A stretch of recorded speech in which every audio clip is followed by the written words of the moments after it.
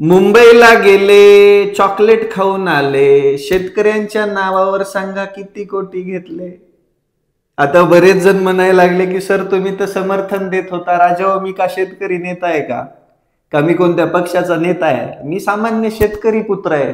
या महाराष्ट्रामध्ये झालेल्या चांगल्या आणि वाईट गोष्टीवर लक्ष ठेवून ते तुमच्या समोर सत्य आणण्याचा प्रयत्न करणारा माणूस.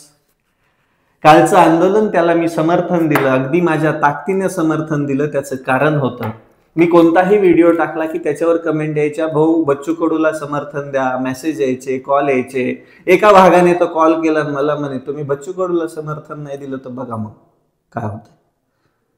जनभावनेचा आदर करून मी 100% समर्थन दिलं. आणि जिथं शेतकऱ्यांचा प्रश्न असतो तिथं सगळ्यात पहिला उभा असतो रविराज. मी शेतकरी पुत्र आहे, मी नेता नाहीये. पण तुम्ही विचार करा, आजपर्यंत जेवढे काही शेतकरी नेते झाले ते बांडगुळच निघालेत. कोणी खासदारक्या घेतल्या, आमदार झाले, शेतकऱ्यांच्या जीवावर मंत्रीपद घेतली, मंत्री असताना खोके घेण्यासाठी गुवाहाटीला पण गेले. समर्थन दिलं त्याचं कारण म्हणजे शेतकरी कुठेतरी एकजूट झाला पाहिजे, त्याच्यात दुफळी नाही दिसली पाहिजे. अगदी ताकदीने समर्थन दिलं. काल सकाळी मी नागपूरला जाणार होतो, अगदी गाडी पिकअप भरून मी फळं पण घेऊन जाणार होतो शेतकऱ्यांसाठी. पण बातमी आली की आंदोलनकर्तेच मुंबईला चाललेत.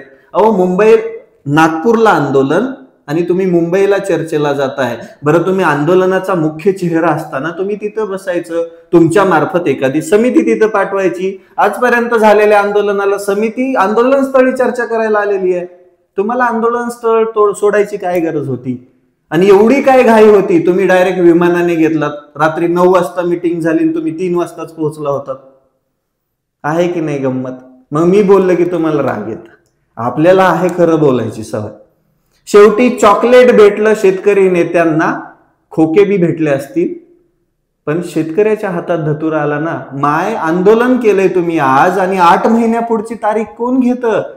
कोर्टाच्या आदेशानंतर तुमच्या मागे कितीतरी जनता उभी राहिली होती, आणि त्याच्यानंतर पण तुम्ही करायचं तेच केलं. आणि एक गोष्ट लक्षात घ्या, जो व्यक्ती कोणाचाच झाला नाही आजपर्यंत, तो शेतकऱ्याचा काय होणार? तो शेतकऱ्यांसाठी पण कडूच लागणार ना. ही वस्तुस्थिती आहे. शेतकऱ्यांना एक व्हायचंय तर आपल्याला प्रामाणिक माणूस उभा करणं गरजेचं आहे. तो प्रामाणिक माणूस एवढा प्रामाणिक पाहिजे की त्याने कधीच बंद दाराआड चर्चा करायची हिंमत केली नाही पाहिजे. फक्त शेतकऱ्याचाच प्रश्न नव्हता, इथं अपंगांचं पण राहिलं, शेतमजुरांचं पण राहिलं, मच्छीमारांचं पण राहिलं, सगळ्यांचंच राहिलं. आणि शेवटी सगळ्यांच्या हातात धतुरा आला आणि नेत्यांना खोके रूपी चॉकलेट भेटलं.